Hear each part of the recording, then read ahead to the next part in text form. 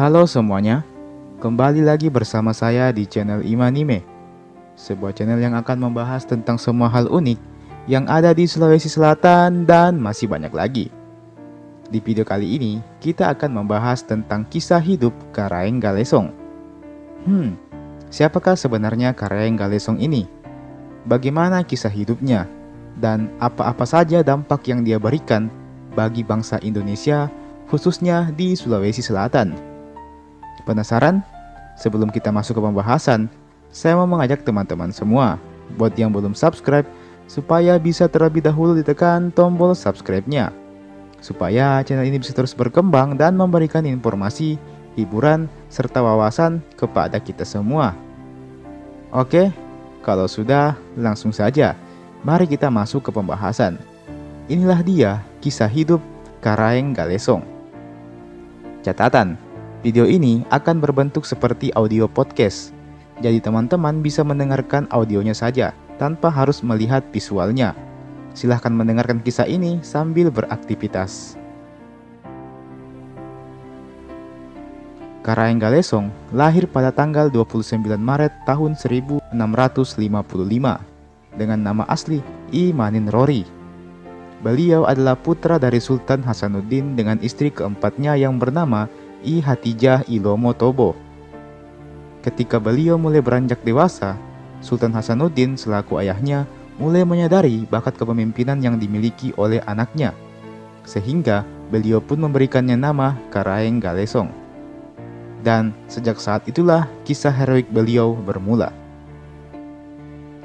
Ketika benteng Somba Opu, sebuah benteng yang digadang-gadang sebagai benteng terkuat di Sulawesi Selatan ini berhasil dihancurkan oleh pihak Belanda, masyarakat di kerajaan Goa mulai saling mencurigai satu sama lain. Masyarakat yang dulunya dikenal ramah dan selalu akrab saling sapa apabila berpapasan menjadi saling curiga satu sama lain. Di malam hari, pihak POC Belanda melancarkan aksinya. Siapa saja warga yang didapatinya keluar malam hari akan ditangkap oleh pihak Belanda. Hal ini mengakibatkan suasana yang sangat mencekam di kerajaan Goa kala itu. Kala peristiwa ini terjadi, Karaeng Galesong masihlah berusia sangat muda. Beliau kemana-mana selalu dikawal oleh 4 orang pengawalnya yang setia. Mereka bernama Daeng Kule, Daeng Jallo, Daeng Bambang, dan Daeng Anging. Beliau memang telah sering terjun ke medan perang kala itu, sekalipun usianya masih sangatlah muda. Beliau dikenal sebagai ahli strategi dan panglima perang yang sangat berbakat. Karaeng Galesong juga dikenal sangat mempercayai 4 orang pengawalnya tersebut. Pada suatu sore, mereka berlima sedang duduk bersila di sebuah rumah. Mereka tampak sedang berbincang-bincang mengenai situasi yang ada saat ini. Dengan kerendahan hatinya, Karaeng Galesong meminta pendapat kepada para pengawalnya. Daeng Jallo menyarankan untuk tetap bertempur melawan Belanda.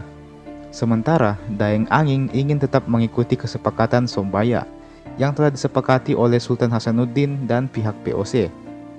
Sementara itu, Daeng Kule dan Bambang ingin mengikuti jejak para Karaeng lainnya yang pergi meninggalkan Goa, seperti Karaeng Cadi, Karaeng Popo, dan Karaeng Mangale yang pergi untuk berperang melawan POC. Akhirnya, Karaeng Galesong pun mengambil keputusan bahwa dia akan pergi ke kerajaan Mataram. Namun, hal ini menimbulkan beberapa kekhawatiran di antara para pengawal, dikarenakan kerajaan Mataram yang sekarang telah berganti pemimpin dan telah memilih untuk bekerja sama dengan POC. Meski demikian, Karaeng Galesong tetap ingin menuju ke sana dengan sebuah tujuan untuk membuktikan kekuatannya. Tak lama kemudian, datanglah seorang pengawal dari kerajaan Goa yang membawa surat kepada Karaeng Galesong.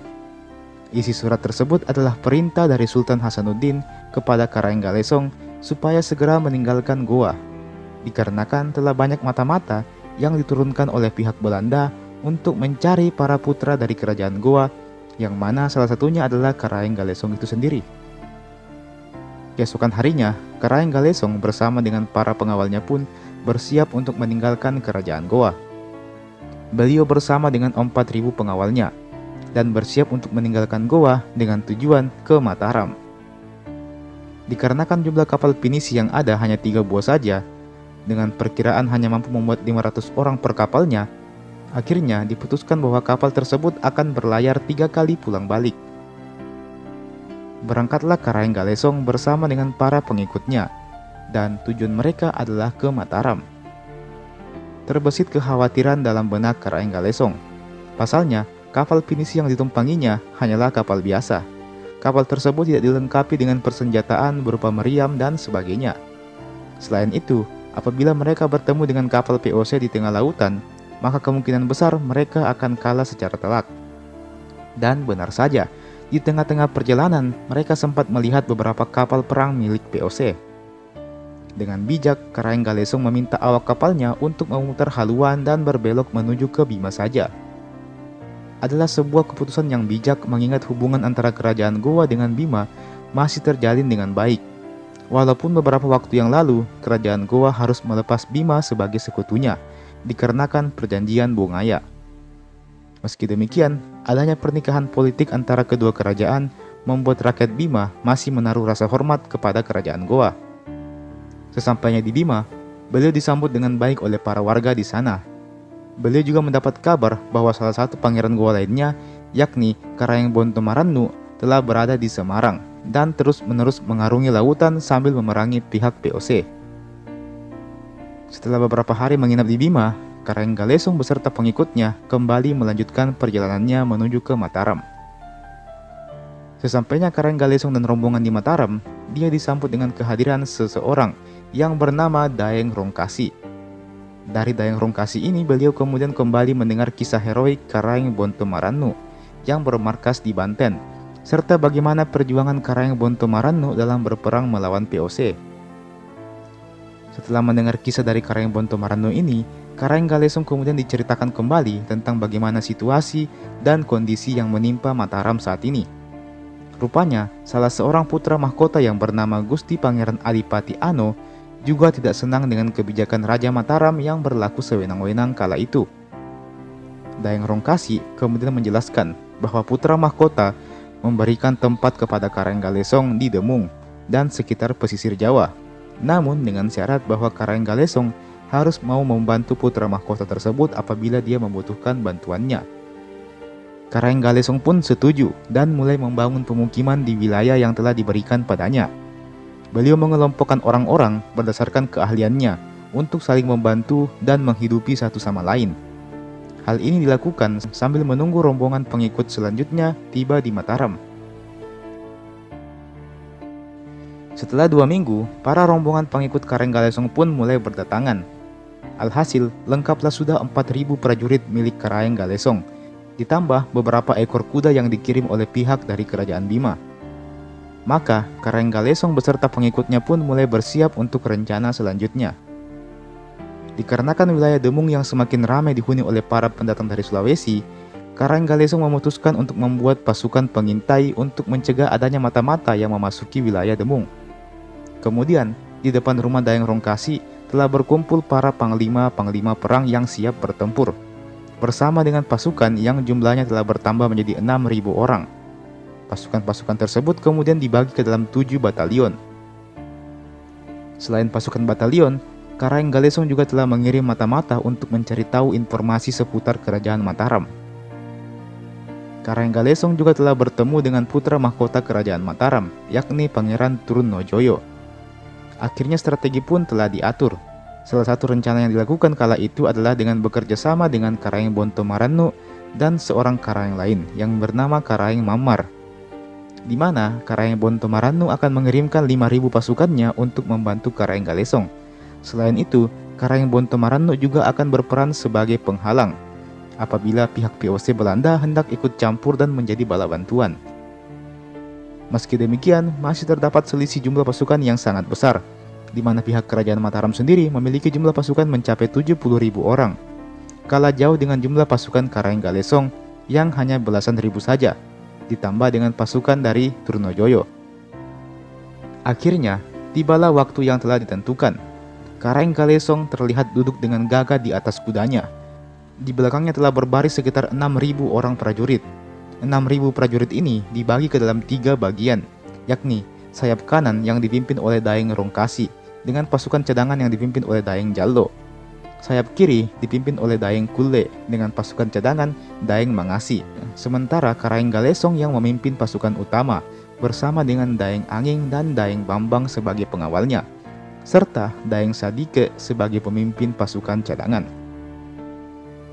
Hai prajurit Makassar, kita sebagai orang Makassar pantang mundur, baik itu petir, hujan, dan kabut adalah teman setia dalam penyerbuan ini.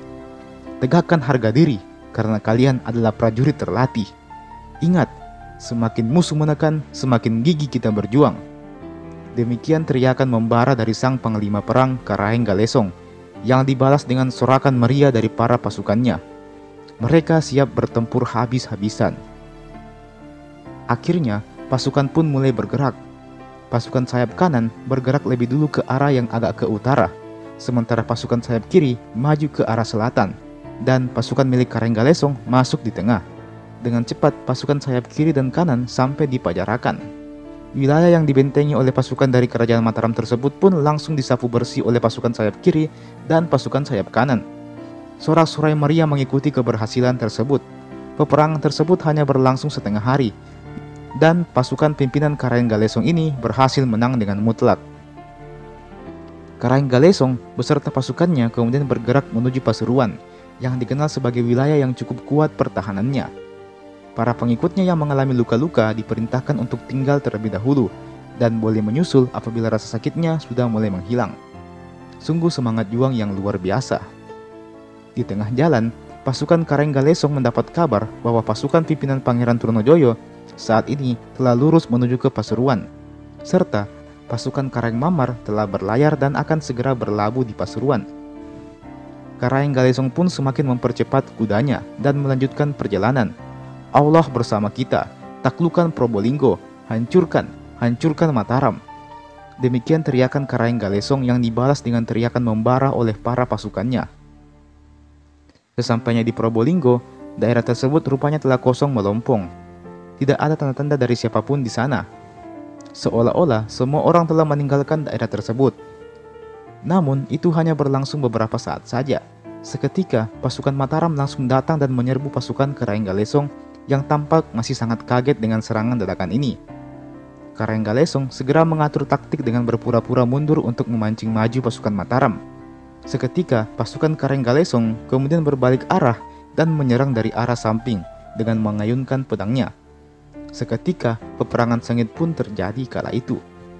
Pasukan Mataram dan pasukan pimpinan Karaeng Galesong saling beradu pedang satu sama lain. Karaeng Galesong dengan gagahnya membantai satu persatu pasukan milik kerajaan Mataram. Namun, setelah peperangan terjadi beberapa saat, akhirnya pasukan Karaeng Galesong berhasil memenangkan pertarungan. Meski demikian, Karaeng Galesong dengan cepat langsung memahami situasi saat ini, bahwa para pasukan Mataram yang dikirim tersebut hanyalah pasukan biasa, yang sengaja dikirim untuk menguji dan mencari tahu titik lemah pasukan Karaeng Galesong. Tak lama kemudian, pasukan Pana tiba dan langsung menyerang pasukan Karaeng Galesong. Beberapa anggota Karaeng Galesong dengan cepat berlindung. Namun hebatnya, ada beberapa orang yang tidak berlindung sama sekali. Mereka adalah para prajurit handal milik Karaeng Galesong. Hujan anak panah ini tidak ada artinya bagi mereka. Mereka bahkan tidak perlu berlindung sama sekali. Mereka tampak sudah kebal dengan senjata tajam tersebut. Sementara itu, pasukan Daeng Rongkasi dengan cermat berhasil menerobos dan langsung membantai pasukan pemanah milik kerajaan Mataram. Sementara itu, dari arah selatan muncullah pasukan baru milik Mataram yang kali ini tampak lebih tangguh. Sayap kiri yang dipimpin oleh Daeng Kulle pun dengan cepat langsung maju dan menghantam mereka. Dan meskipun harus dengan susah payah, akhirnya sayap kanan dan sayap kiri berhasil memenangkan pertempurannya masing-masing. Hal ini dikarenakan adanya bantuan dari pasukan cadangan yang berhasil memecah belah perhatian pasukan Mataram.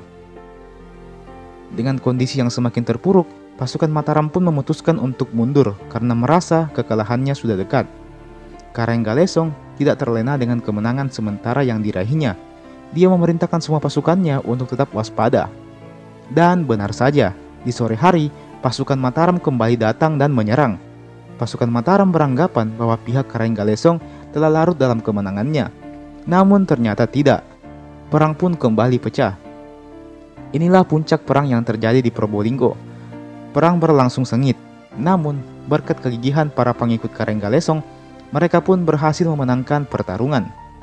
Setelah itu, mereka juga berhasil menduduki 4 buah pelabuhan laut. Dalam kisah ini kemudian diceritakan bagaimana Karanggalesong beserta pengikutnya berhasil menduduki sebagian wilayah Pulau Jawa.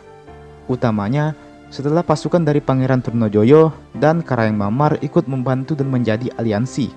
Namun di tahun 1676, musuh lama mereka kembali datang.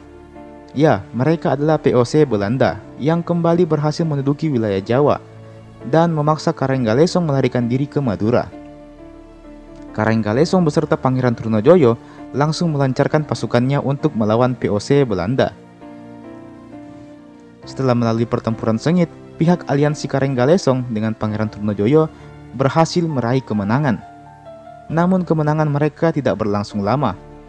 Adanya perselisihan antara Karanggalesong dengan Pangeran Trunojoyo mengakibatkan keduanya resmi mengakhiri aliansinya. Alhasil, Pangeran Trunojoyo berperang sendiri melawan POC tanpa bantuan dari Karanggalesong. Dalam pertempuran tersebut, pasukan Trunojoyo berhasil ditaklukkan. Kala itu, Karanggalesong juga sempat memihak ke POC Mataram. Namun hal tersebut tidak berlangsung lama.